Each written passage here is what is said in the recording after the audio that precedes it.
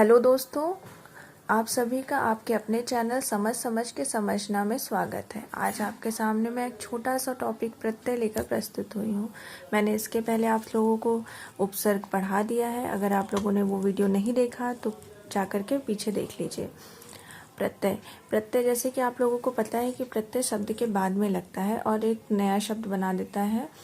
तो प्रत्यय दो शब्दों से बनकर बना है, प्रति प्लस ए, अर्थात बाद में चलने या लगने वाला।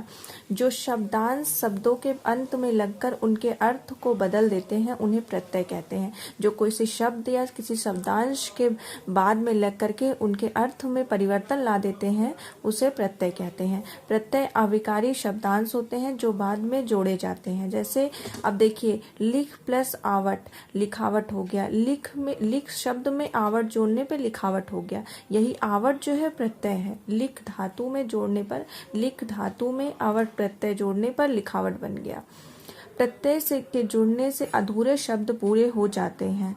जब कोई भी प्रत्यय किसी शब्द में जोड़ते हैं तो वो अधूरे, जैसे लिख में आवट जुड़े तो वो लिखावट पूरा शब्द बन गया। प्रत्यय का विधान धातु से होता है। प्रत्यय का जो उसकी नींव है वो धातु है। सब्जी प्लस वाला, सब्जी वाला, सब्जी इसमें मूल शब्द है और वाला प्रत्यय है। सब्जी वाला यौगिक शब्द है। अब प्रत्यय दो प्रकार के होते हैं, तद्धित प्रत्यय और कृत प्रत्यय। जैसे कि हम लोगों को सबसे इम्पोर्टेंट हमारे में यही पूछा जाता है, तद्धित प्रत्यय और कृत प्रत्यय। वैसे तो तद्धित प्रत्यय और कृत प्रत्यय की भी पार्ट्स होते हैं लेकिन वो एग्जाम्स में नहीं पूछे जाते हैं। इस वजह से मैंने बस शॉर्ट्स में वीडियो जो एग्जाम्स के पॉइंट ऑफ व्यू से आपके लिए जरूरी है वही मैंने इस टॉपिक में डाला है।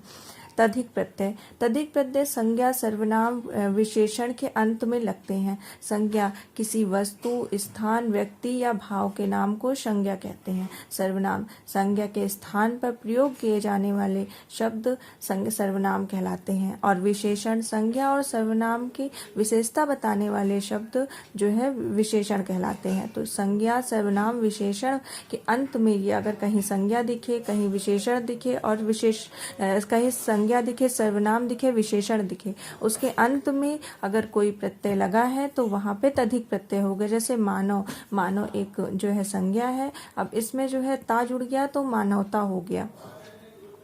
और तो ये विशेषता बन गई, ये विशेषण हो गई, ये एक तरह से एक विशेषता हो गई। फिर अच्छा प्लस आई जुड़ा तो अच्छाई हो गई। अपना प्लस पन जुड़ा तो अपनापन हो गया। ऐसे ही कृत प्रत्यय, कृत प्रत्यय में क्रिया और धातु के अंत में जुड़ते हैं। कोई भी धातु हो या क्रिया हो तो उसके अंत में कृत प्रत्यय जुड़ते हैं। जैसे कह में ना जोड़ेंगे तो कहना हो गया। कह धातु है और ना प्रत्यय है तो कहना हो गया। चल धातु है, ना प्रत्यय है तो चलना हो गया। उठ धातु है, ना प्रत्यय है तो उठना हो गया।